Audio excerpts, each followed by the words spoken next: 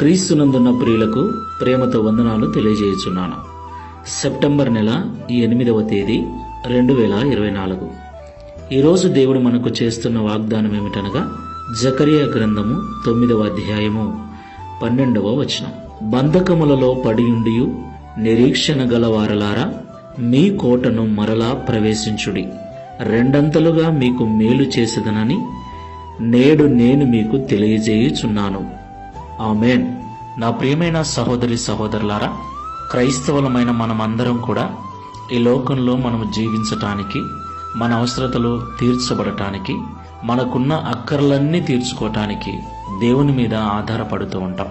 అయితే మనలో కొంతమంది అనుకున్నది జరగలేదని, అవసరాలు తీర్చలేదని, వ్యతిరేకతలు ఎదురయ్యాయని, ఇబ్బందులు ఎదురయ్యాయని దేవుణ్ణి విడిచిపోయిన వారు ఖచ్చితంగా ఉన్నారు. అయితే దూరంగా ఉన్నప్పటికీ దేవుని మాటలు వారిలో ఉన్నాయి గనుక, ఇంతకు మునుపు దేవునిలో ఉన్నవారు గనుక మరలా దేవుని మీద ఏదో ఒక చిన్న ఆశ కలిగి ఉంటారు. అయితే అప్పటికే అనేక బంధకాల చేత బంధించబడి నిరీక్షణ ఉండి కూడా దేవుని యొద్దకు రాలేని పరిస్థితిలో ఉంటారు. అలాంటి వారందరితో దేవుడు మాట్లాడుతున్నాడు. రండి, నేను మీకు రెండంతలుగా ఇస్తాను.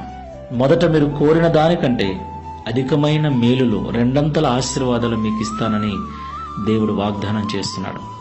కాబట్టి మాటలు వింటున్న ప్రియ సహోదరి సహోదరుడా, నిరీక్షణ ఉండి కూడా ప్రార్థన మానేసి ఉన్నావా? నిరీక్షణ ఉండి కూడా దేవుని మందిరానికి రాలేని పరిస్థితిలో ఉన్నావా? ప్రభువు నీతోనే మాట్లాడుతున్నాడు. ఎలాంటి బంధకాలలో నువ్వు ఉన్నావో వాటి నుండి విడిపించబడి దేవుని సన్నిధికి, దేవుని మందిరానికి, ప్రార్థన కోటకు మరలా నువ్వు చేరినట్లయితే దేవుడు రెండంతలుగా నిన్ను దీవిస్తాడు. ప్రార్థన చేసుకుందాం. మహాపరిశుద్ధుడైన తండ్రి, సర్వశక్తి గల మీ నామమునకు స్తోత్రములు చెల్లిస్తూ ఉన్నాం. ఈ ఉదయకాల సమయంలో మాతో మీరు మాట్లాడిన ప్రతి మాటను బట్టి వందనాలు చెల్లిస్తున్నాం.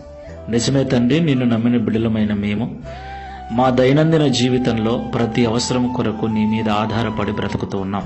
అయితే కొన్నిసార్లు మరి అనుకున్నది నెరవేరలేదని ప్రార్థన మానేసిన వారు, మందిరానికి రాకుండా మానుకున్నవారు, నీ సన్నిధికి దూరమైన వారు కూడా లేకపోలేదు. అలాంటి వారందరూ అనేక బంధకాల చేత బంధించబడి మరి వాటి నుండి విడిపించబడలేక మరలా నీ వైపు చూస్తున్న వారు లేకపోలేదు. అలాంటి వారందరూ కూడా తిరిగి మరలా ప్రార్థన కోటలో, మందిరం అనే కోటలో ప్రవేశించినట్లయితే రెండంతల ఆశీర్వాదాలను, రెండంతలుగా మేలు దయచేస్తానని ఈ ఉదయకాల సమయంలో వాగ్దానం చేసినందుకు స్తోత్రాలు.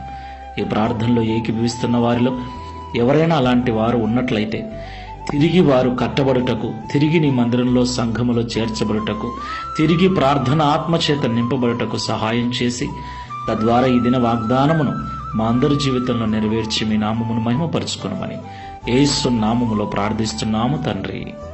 ఆమేన్. Praise the lord. God bless you.